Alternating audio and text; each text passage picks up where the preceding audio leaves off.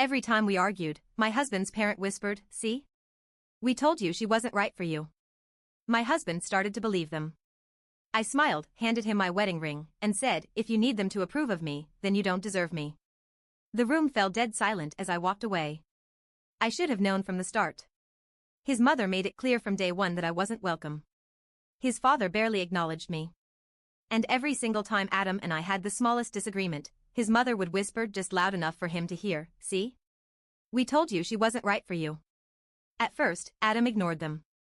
He would roll his eyes and tell me not to listen. "They'll come around," he said. "Just give them time." I gave them years. We met when I was 26, and Adam was everything I thought I wanted. Smart, charming, funny. He came from money, old Southern money, the kind that buys influence and expects obedience. His family lived in Charleston, South Carolina, in a home that looked like it belonged in a history book. Meanwhile, I was from a middle-class family in Atlanta. I worked my way through college, had student loans, and didn't know a damn thing about country clubs or private fundraisers. That was enough for his parents to hate me. They never said it outright, no, that would be too obvious. Instead, it was 1,000 little things. Like how his mother always introduced me as Adam's little girlfriend even after we got engaged. Or how his father only spoke to me when absolutely necessary, like I was a guest overstaying my welcome. Or how, the night before our wedding, his mother pulled Adam aside and told him there's still time to change your mind. He married me anyway. And for a while, I thought that was enough. At first, Adam defended me. He called his mother out when she made backhanded comments about how I dressed. He shut down his father when he suggested a prenup just in case. He held my hand at family dinners and squeezed it under the table when they tried to push my buttons. But they never stopped. Every time we argued, over dishes, over money, over who forgot to take the trash out, his parents turned it into proof that I was the problem. "See? She's too emotional. She doesn't understand you like we do. You could have done better."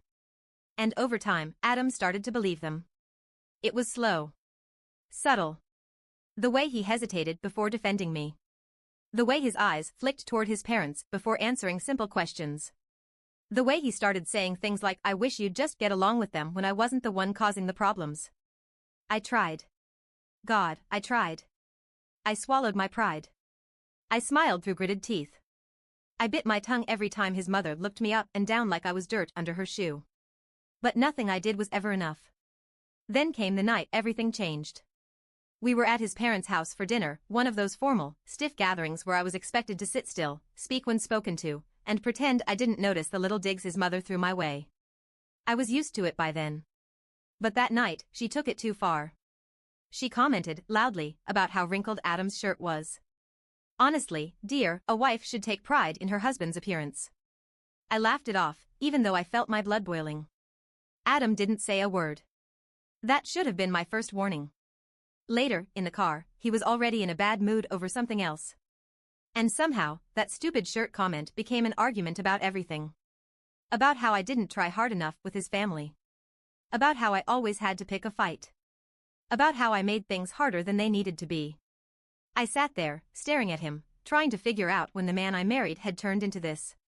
And then he said it. "Maybe my parents were right about you." The words hit me like a slap. I barely remember the rest of that night. I didn't scream. I didn't cry. I just shut down. The next morning, I packed a bag and left. I needed space. I needed to think. I didn't answer his calls. I ignored his texts. For 2 days, I stayed with a friend, trying to figure out if my marriage was even worth saving. When I finally came home, his parents were there. I should have turned around the second I saw their smug faces. But I didn't. Adam looked tired. Worn down. Like he hadn't slept since I left. But the first words out of his mouth weren't, "I'm sorry." They weren't, "I love you." No. He said, "You really hurt me by leaving like that." And then, right in front of his parents, he said, "Maybe they're right. Maybe we rushed into this." I felt it in my bones, the final snap of something I had been holding together for far too long. I took off my wedding ring. I placed it on the table between us. And I smiled. "If you need them to approve of me, then you don't deserve me." Silence. His mother's jaw dropped. His father, for the first time ever, actually looked shocked. And Adam? He just stared at the ring, like he didn't recognize it. I stood up. I grabbed my bag. And I walked away. I expected Adam to chase after me. To call, to text, to show up at my friend's apartment begging for another chance. He didn't. Instead, I got radio silence. No calls. No texts. Nothing. It hurt, but it also told me everything I needed to know. He wasn't fighting for me. He was letting me go. Then, the divorce papers arrived. Not from Adam.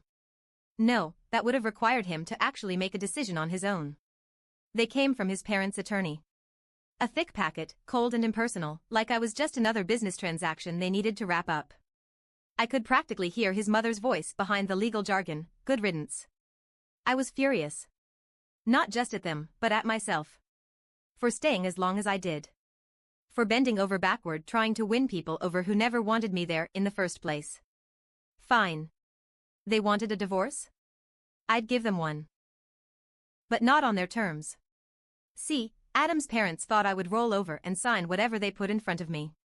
They thought I would slink away quietly, embarrassed and broken. They underestimated me. What they didn't realize was that while they were busy looking down on me, I had been paying attention. I knew where the skeletons were buried. I hired the best divorce attorney I could find, someone who hated the old money crowd just as much as I did.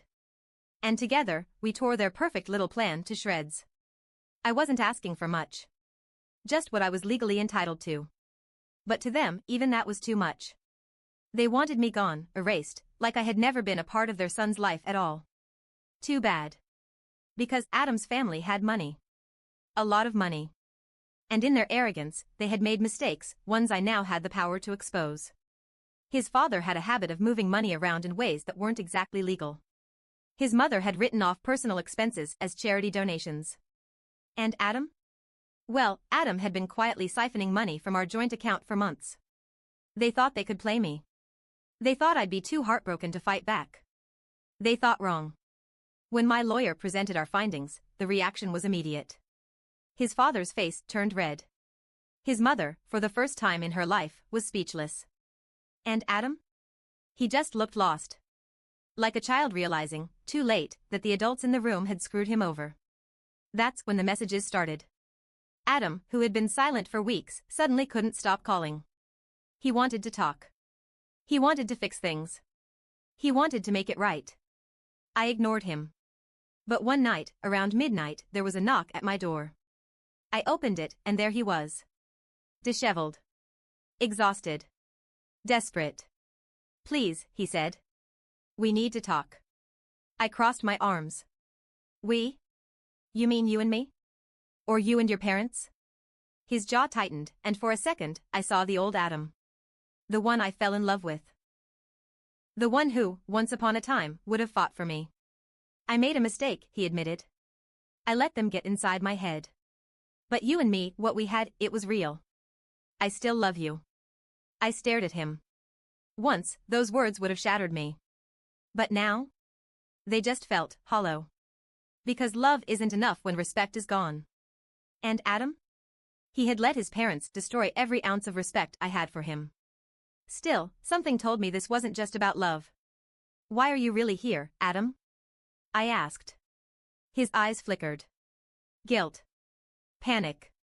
And that's when I knew his parents were in serious trouble. I let Adam in.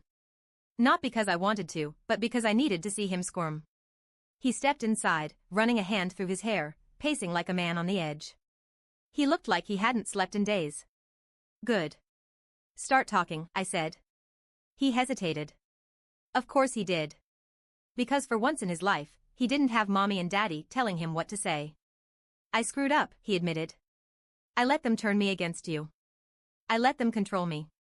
But you have to understand, they've been doing it my whole life. I never questioned them before. I didn't know how to. I almost laughed. Oh, poor you. The rich boy with mommy issues finally figured out his parents are toxic. Too bad it took our marriage getting destroyed for you to realize it. His jaw clenched. I could tell he wanted to argue, but he didn't. Instead, he dropped onto my couch, burying his face in his hands. They're in trouble, all right, he said, voice muffled. Serious trouble. I leaned against the counter. Oh. You mean because your dad's been committing fraud?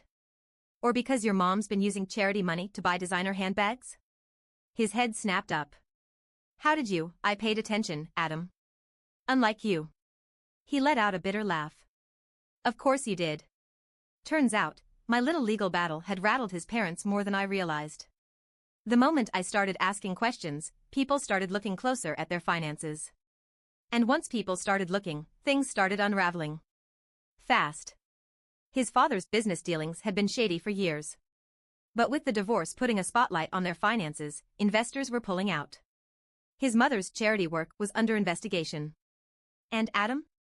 He had been named in a lawsuit because some of that stolen money had ended up in our joint account. That's why he was here. Not because he missed me. Not because he wanted me back. Because he was desperate. They're trying to pin some of this on me, he admitted. My dad, my mom, they think if they make me the scapegoat, they can walk away clean. I stared at him. So what do you want me to do about it? He looked at me then, really looked at me. And that's when I saw it. Not just regret. Fear. You're the only one who can clear my name, he said. You know I never touched that money. But if you don't back me up, I'm screwed. I could go to prison. I won't lie, I was shocked. I knew his parents were selfish, but throwing their own son under the bus? That was next-level evil. And Adam, for all his privilege, for all his arrogance, was finally seeing what I had seen from day one. They don't care about you, I said quietly. They never did. He swallowed hard. He knew it was true. Still, that didn't mean I was going to save him. You let them ruin our marriage, I said. You let them break me down, make me feel like I was nothing. And now, you want me to save you? He opened his mouth, but I held up a hand. No, Adam. You made your choice. Now you get to live with it. He stared at me, eyes desperate. So that's it? You're just going to let them destroy me? I tilted my head. You didn't have a problem when they were trying to destroy me. And with that, I walked to the door and opened it. Get out. Adam didn't move. He just sat there, staring at me like he couldn't believe what was happening. Please, he tried again, his voice raw. I don't have anyone else. I should have felt pity. Maybe a long time ago, I would have. But now? Now, all I felt was freedom. That's not my problem, I said. His face twisted, a flicker of anger breaking through the desperation. So what, you want revenge? Is that it? I let out a bitter laugh. Oh, Adam. If I wanted revenge, I wouldn't just be standing here. Your family underestimated me, and now it's all crumbling. And you? You helped them do it. You don't get to play the victim now. His eyes darkened. I saw the shift, the moment his desperation turned into resentment. You always thought you were better than us, he muttered. Always had something to prove. I felt my stomach turn. Even now, even when he was backed into a corner, he was still trying to turn it on me. I stepped closer, lowering my voice. No, Adam. I never thought I was better than you. I just refused to be less than you. His jaw clenched. I could see the war in his head, the fight between blaming me and finally admitting that he had done this to himself. And I knew exactly which side would win. He shook his head, laughing bitterly. You're unbelievable. I raised an eyebrow.